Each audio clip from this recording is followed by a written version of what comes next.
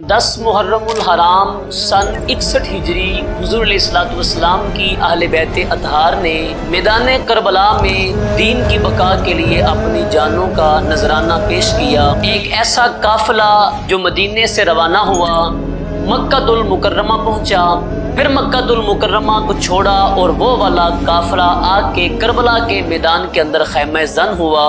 پھر اسی قافلے والے کو 10 محرم الحرام والے دن کوفیوں نے، یزیدیوں نے بڑی بے دردی اور بڑی بے رحمی کے ساتھ شہید کر دیا۔ امام علی مقام رضی اللہ تعالی عنہ جب آپ اپنے رفقا کی جانوں کا نذرانہ پیش کر چکے تھے اور امام علی مقام رضی اللہ تعالی عنہ آپ گھوڑے پر سوار ہوئے، ہاتھ میں وہ تلوار لی جو مولا علی نے امام علی مقام رضی اللہ تعالی عنہ کو عطا فرمائی تھی۔ یہ حیدری شیر تلوار لہراتا ہوا جب یزیدیوں کی طرف بڑھا تو امام علی مقام رضی اللہ تعالی عنہ آپ نے سب سے پہلے یزیدیوں کو میدان کربلا میں ایک خطبہ ارشاد فرمایا۔ اس خطبہ میں آپ نے اپنے آنے کا مقصد، اپنی شان اور اپنی عظمت اور کوفیوں پر حجت قائم کی اور بڑے جامع انداز میں امام علی مقام رضی اللہ تعالی عنہ نے اپنی زندگی کا آخری خطبہ ارشاد فرمایا۔ آئیے سمجھتے ہیں، جاننے کی کوشش کرتے ہیں وہ خطبہ کیا تھا اور امام علی مقام نے اس خطبے میں کیا ارشاد فرمایا۔ Welcome to my YouTube channel. دین اسلام کی سربلندی کے لیے امام علی مقام رضی اللہ تعالی عنہ نے مدینہ منورہ کو خیر آباد کہا۔ یہ قافلہ عشق و محبت مکہ المکرمہ پہنچا، پھر مکہ کو خیر آباد کہا اور مختلف جگہوں سے، ریگستانوں سے، مختلف سنسان علاقوں سے ہوتے ہوئے یہ والا قافلہ میدان کربلا میں آ کے خیمہ زن ہوا اور اس قافلے کا 7 محرم الحرام کو پانی بند کیا گیا۔ 10 محرم الحرام کا سورج طلوع ہوا تو اس خاندان نے اپنی جانوں کے نذرانے پیش کیے۔ سب سے آخر میں امام علی مقام رضی اللہ تعالیٰ عنہ آپ گھوڑے پہ بیٹھے، سوار ہوئے، میدان کے اندر پہنچے اور وہاں جا کر کے امام علی مقام نے سب سے پہلے ایک خطبہ ارشاد فرمایا۔ اس خطبے میں امام علی مقام رضی اللہ تعالیٰ عنہ آپ نے لوگوں سے فرمایا، ایھا الناس اسمعوا قولی ولا تعجلونی، فرمایا اے لوگو میری بات سنو، جلد بازی کا مظاہرہ نہ کرو، حتی اعظہم بما یجب لکم علیہ، حتیٰ کہ میں اس چیز کے متعلق تمہیں نصیحت نہ کر لوں جو مجھ پر لازم ہو چکا ہے۔ یعنی آپ نے اپنے آنے کا سبب بیان کیا اور فرمایا اگر تم میری بات مان لو گے تو میں میدان محشر میں تمہاری سفارش کروں گا، اور اگر تم میری بات نہیں مانتے تو پھر آپ نے قرآن مجید کی ایک آیت تلاوت فرمائی۔ فرمایا فَأَجْمِعُوا أَمْرَكُمْ وَشُرَكَاءَكُمْ ثم لا يكن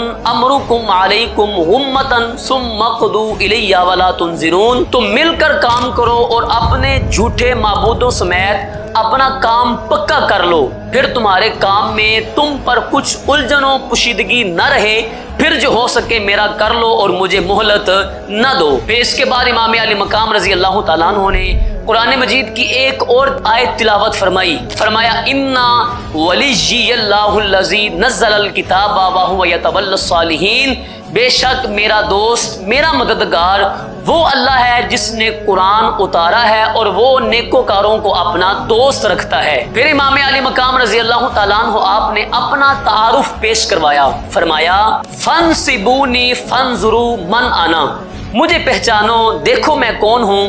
ثم راجعوا انفسکم فتابعوها، پھر اپنے دلوں سے رجوع کرو اور انہیں ملامت کرو۔ وانظروا حتی یصلح ویحل لکم قتلی وانتہاک حرمتی، اور غور کرو کہ کیا تمہارے لیے میرا قتل کرنا اور میری حرمت کو پائمال کرنا جائز ہے۔ یعنی امام علی مقام رضی اللہ تعالیٰ عنہ آپ نے انہیں جھنجھوڑا اور انہیں مخاطب کر کے کہا کہ کیا تم اپنے آپ سے پوچھو، کیا تمہیں یہ محسوس ہوتا ہے کہ تم میرے قتل کے در پہ ہو؟ کیا تم اس بات کو اچھا سمجھتے ہو کہ ناجائز تم میرا قتل کر ڈالو؟ پھر امام علی مقام رضی اللہ تعالیٰ عنہ آپ نے اپنا تعارف اس انداز میں پیش کیا۔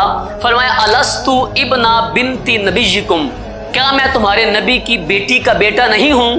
اولیس حمزہ سید الشہداء ام ابی، کیا حمزہ سید الشہداء میرے باپ کے چچا نہیں ہیں؟ अवलैसा जाफरुन अश्शहीदु अत्तैयारु फिल जन्नति अम्मी, क्या जाफर जो जन्नत में प्रवास कर रहे हैं क्या वो मेरे चचा नहीं हैं? फिर फरमाया अवलम यबलुकुम कौल रसूलुल्लाह, क्या तुम्हें हुजूर का वो फरमान नहीं पहुंचा जो हुजूर ने हमारे मुताल्लिक फरमाया था, अल हसन वल हुसैन सय्यदा शबाब अहलिल जन्ना, कि अल्लाह रब्बुल इज्जत ने मेरे इन जवानों को, मेरे इन शहजादों को जन्नती जवानों की सरदारी अता फरमा दी है। फिर इमाम अली मकाम फरमाने लगे, फवल्लाहि मा बैनल मशरिकी वल मगरिबी इब्नु बिन्ति नबिय्यिन गैरी मिनकुम वला मिन गैरिकुम, मशरिक से मगरब तक इस जहान में मेरे अलावा नबी सल्लल्लाहु अलैहि वसल्लम को कोई बेटा, कोई नवासा इस दुनिया में मौजूद नहीं है। और फिर अपनी निस्बत को बयान किया,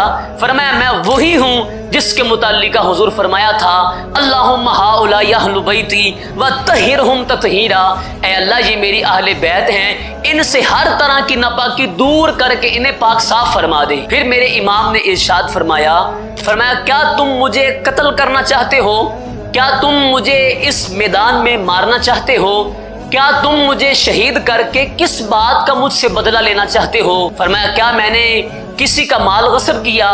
क्या किसी को मारा है या मुझ पर किसी का किसास है? क्यों मुझे तुम कत्ल करना चाहते हो? फिर आप उन लोगों की तरफ मुतवज्जे हुए जिन्होंने इमाम अली मकाम को खतूत लिखे, तो आपने फरमाया क्या तुम लोगों ने मुझे खत नहीं लिखे थे कि यहाँ आओ हम आपकी इताअत करेंगे, बैत करेंगे? उन लोगों ने इनकार किया, कहा नहीं हमने आपको खत नहीं लिखे, बल्कि हम यहाँ आपसे सिर्फ एक मुतालबा करते हैं कि आप यजीद की बैत करें। इमाम अली मकाम रज़ी अल्लाह तआला अन्हु फरमाने लगे, मरना कबूल है, जान देनी कबूल है, लेकिन अपना हाथ किसी बातिल के हाथ में मैं कभी भी नहीं दे सकता। मैदान करबला में इमाम अली मकाम रज़ी अल्लाह तआला अन्हु और आपके रुफ़का ने जामे शहादत नोश किया, लेकिन किसी जालिम फासिक जाबिर हुक्मरान के हाथों में हाथ देना आपने कबूल नहीं किया और इसको पसंद नहीं किया, और अपनी जानों का नजराना पेश करके दीन इस्लाम को सुबह क़यामत तक आपने इज्जत और अजमत अता फरमाई।